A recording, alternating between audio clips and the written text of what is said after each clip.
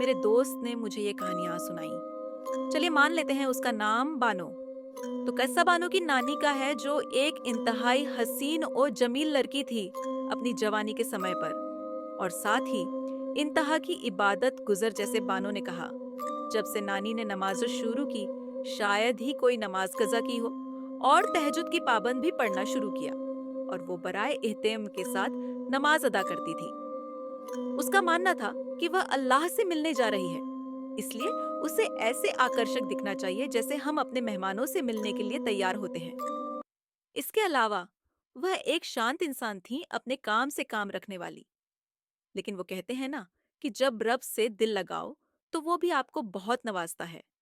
तो बानो की नानी के साथ भी ऐसा ही हुआ कि कोई बीमार होता, गली महल में सब उनसे डम करवाते और ठीक भी हो जाते। उसकी नानी की सगाई परिवार से बाहर हो गई, इसलिए बाद में उसके भावी ससुराल में कोई बीमार हो गया तो उसे बांध के लिए बुलाया गया। और फिर तब हुआ यूं कि नानी को एक जिन ने पसंद कर लिया। अब नानी को हमें कंट्रोल करना है, लेकिन वो तू हमें काबू में नहीं ला सकती। तो उस जीन ने उसके मंगेतर को अपने कब्जे में ले लिया और उसका जीवन दयनीय बना दिया, और सगाई खत्म करने की मांग की, लेकिन कोई भी नहीं माना, और जिन से छुटकारा पाने की पूरी कोशिश की। एक दिन नानी काम करते समय और रोने लगी और प्रार्थना करने लगी कि अल्लाह उस गरीब आदमी की मदद करे जो उनकी वजह से पीड़ित है।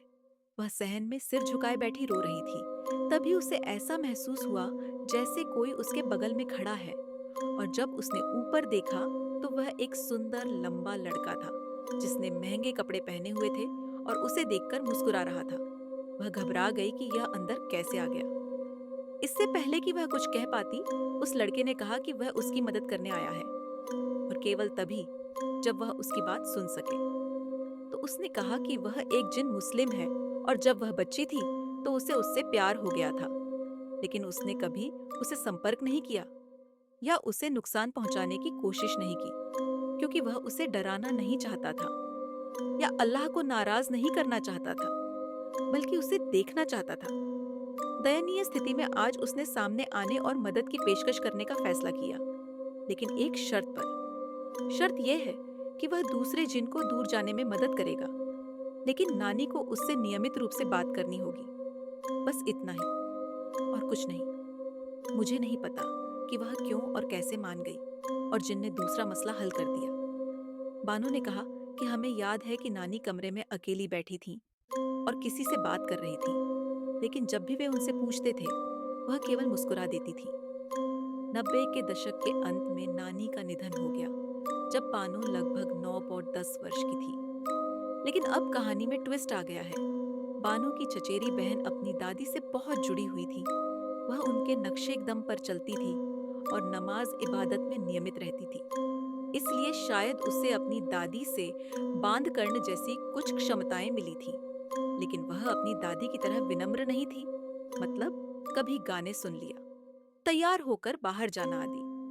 वह मेडिकल की पढ़ाई करने के लिए अलग शहर चली गई, और शुरू में वह अपनी तहज्जुद प्रार्थनाओं में बहुत नियमित थी, लेकिन पढ़ाई और काम के बोझ के कारण उसने इसे छोड़ना शुरू कर दिया।